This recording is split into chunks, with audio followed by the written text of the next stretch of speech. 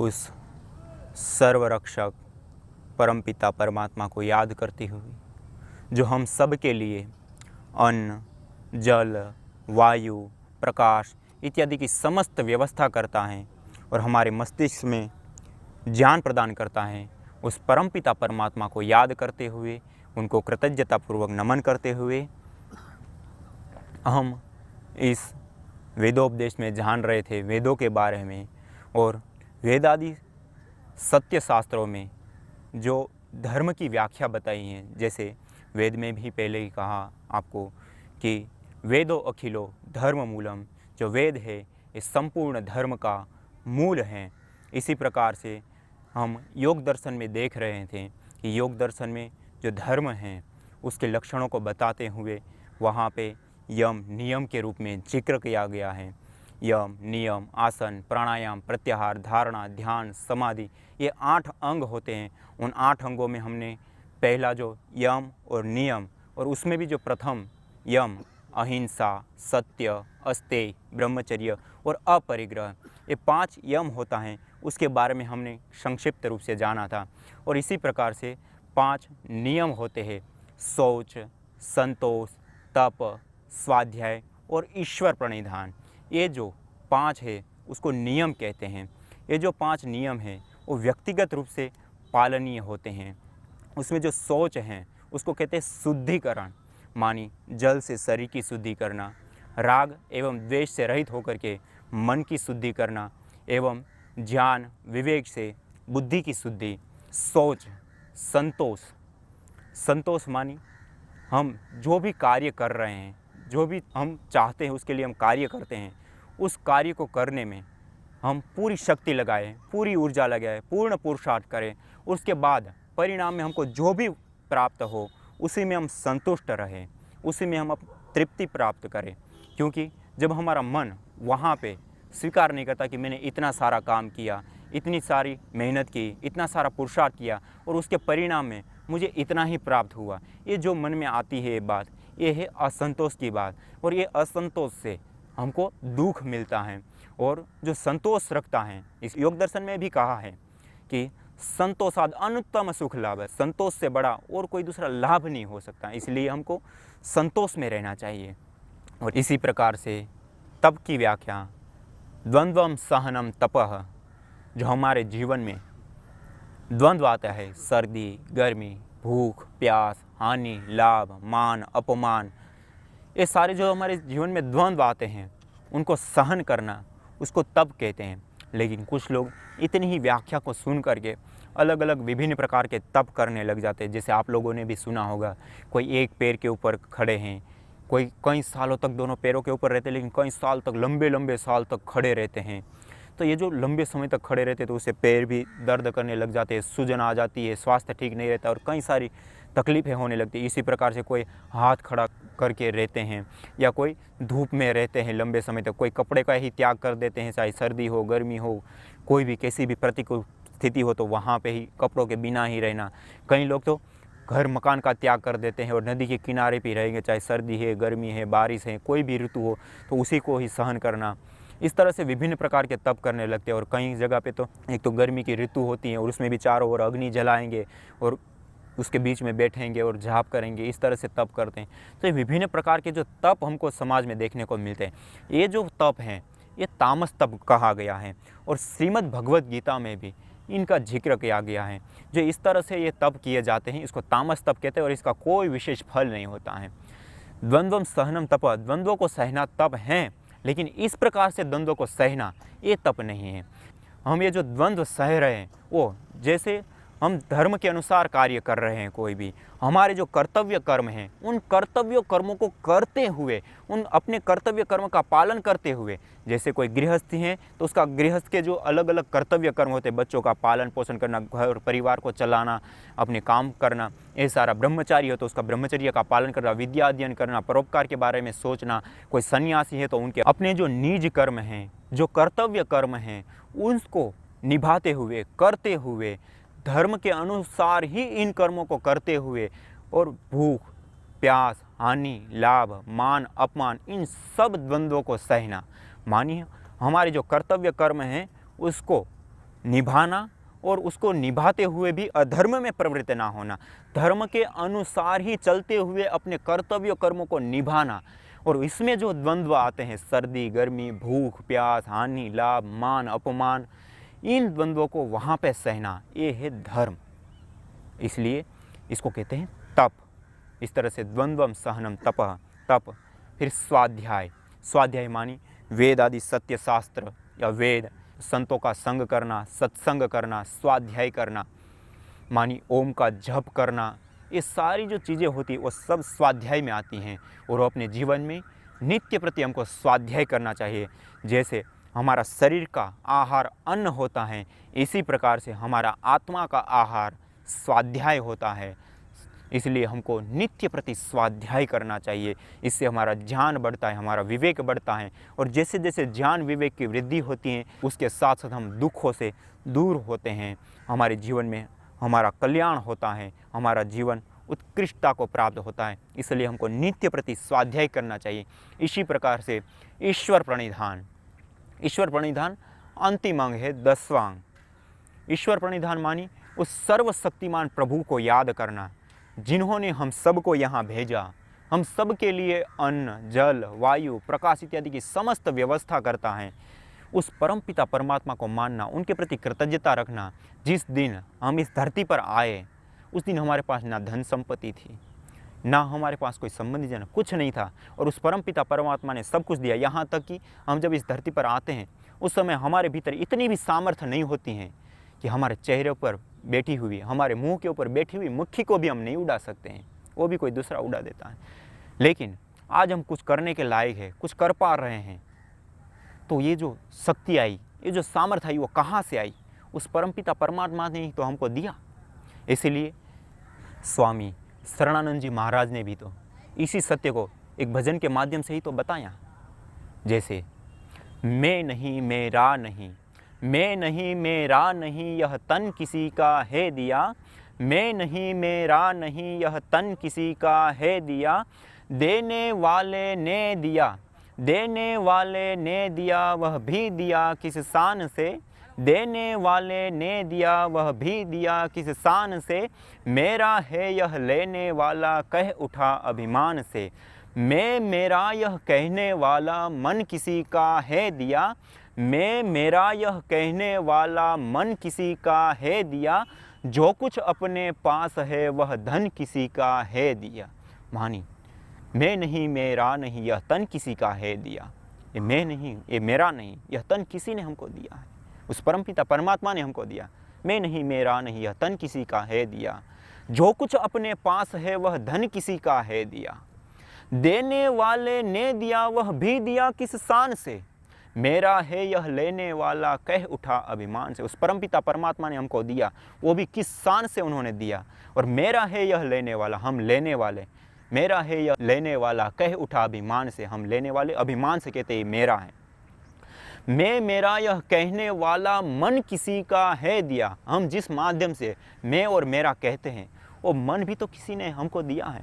मैं मेरा यह कहने वाला, मन किसी का है दिया। जो कुछ अपने पास है वह धन किसी का है दिया।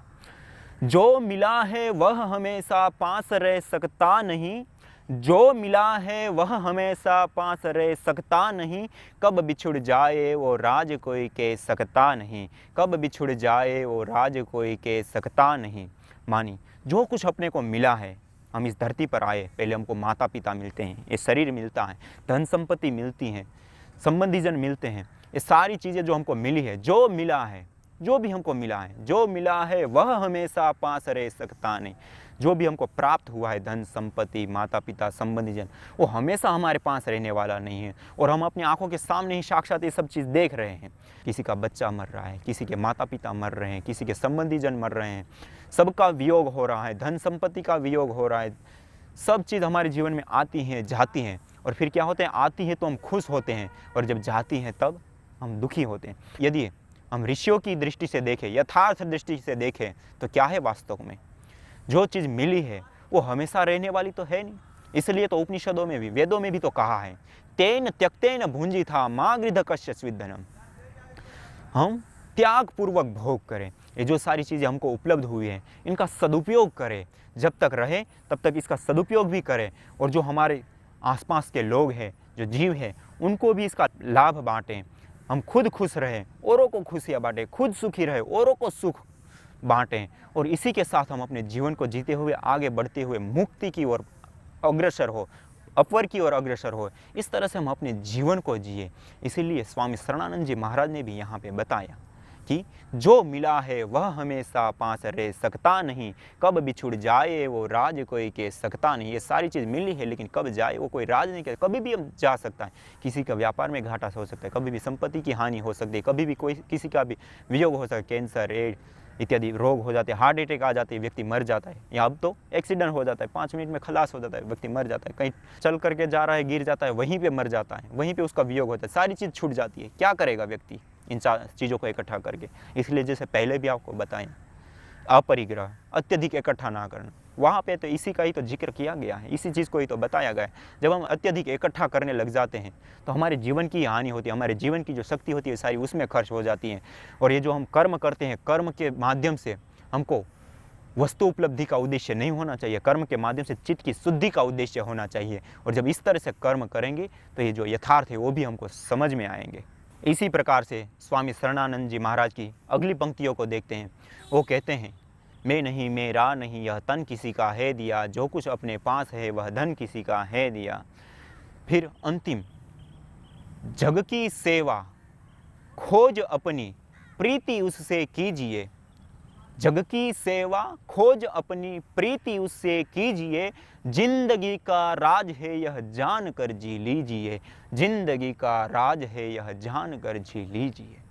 जिंदगी का राज बता दिया हमको, जिंदगी में क्या करना चाहिए, अपने जीवन में क्या करना चाहिए हमको, और कैसे हम अपने जीवन को जिएंगे तो निःश्रेयस अपवर को हम प्राप्त करेंगे। खुद तो खुश रहेंगे, खुद तो सुखी रहेंगे, औरों को भी खुशियाँ बांटेंगे, औरों को भी सुख बांटेंगे, और उसके साथ साथ हम भी निःश्रेयस अपवर को प्राप्त करेंगे। इसका एक रास्ता एक पंक्ति में बता दिया, जग की सेवा। जो अपने पास सामर्थ्य है, शक्ति है, ऊर्जा है, उसके माध्यम से जग की सेवा करें।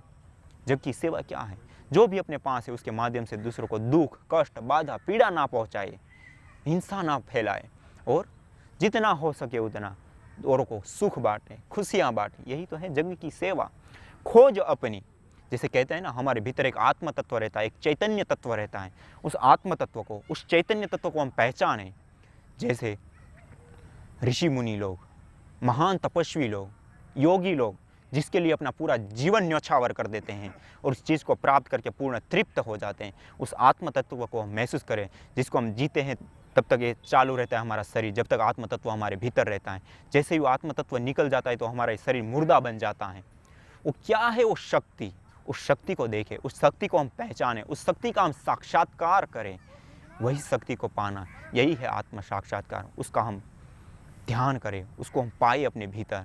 जग की सेवा खोज अपनी प्रीति उससे कीजिए। उससे किसे? उस परमपिता परमात्मा से, जैसे आपको पहले योग दर्शन में बता रहा था, ईश्वर स्तुति प्रार्थना के साथ। तो जो ईश्वर की स्तुति है, ईश्वर प्रणिधान है, ईश्वर प्रणिधान ने जो बताया वही यहाँ पे बताया। प्रीति उससे कीजिए। उससे किससे?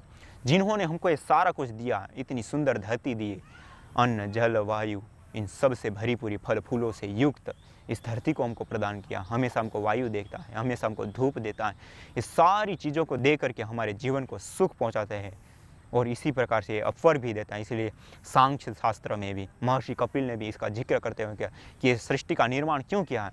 भोगापवर्गार्थम दृश्यम, ये जो सृष्टि है वो भोग और अपवर के लिए। जब तक हम जिए तब तक हमारे सारे जो इंद्रिय उपभोग है उसको ये देती हैं, और जब हम चाहे अपवर तब ये अपवर को भी दिलाती हैं।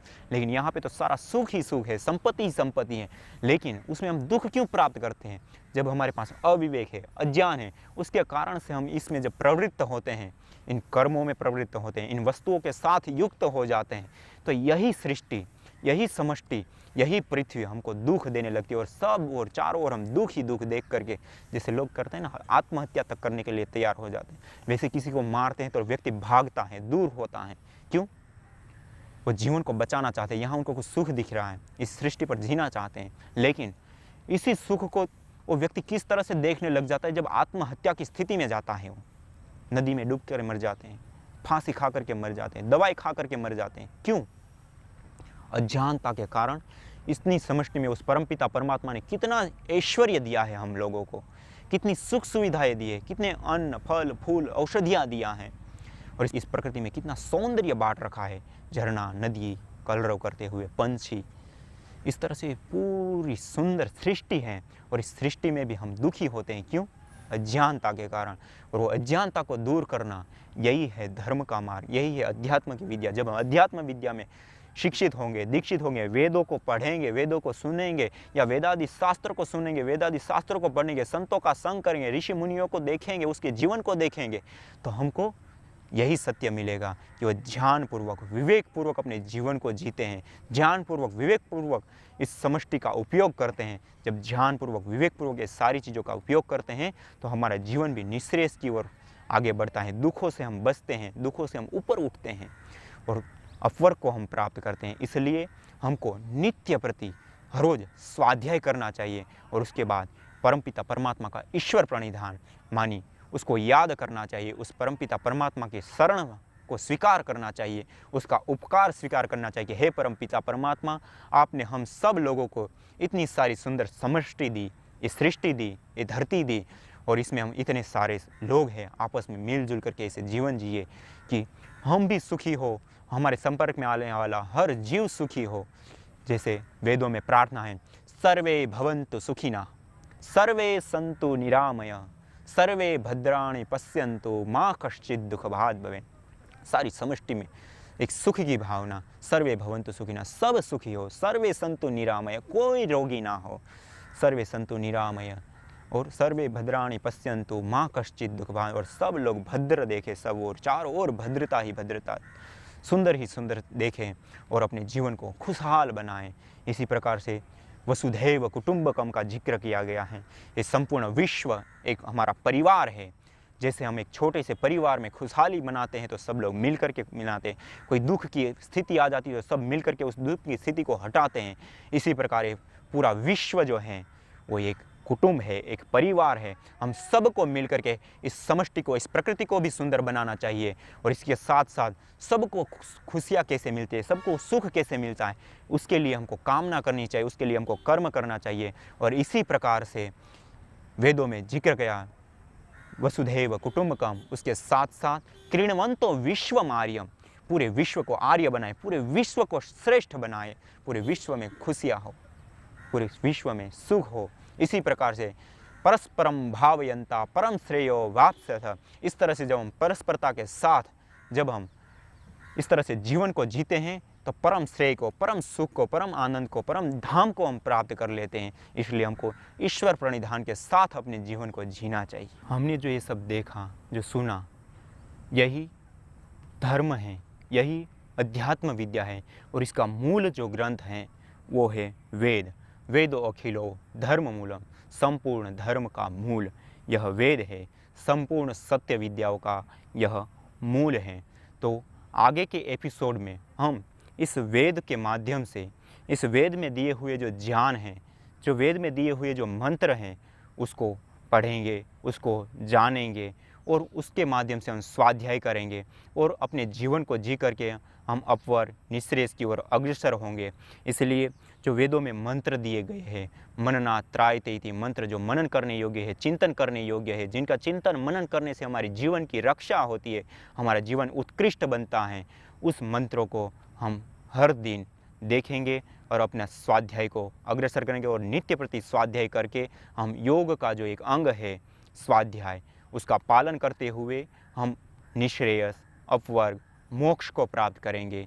इसी के साथ ओम शांति शांति शांति।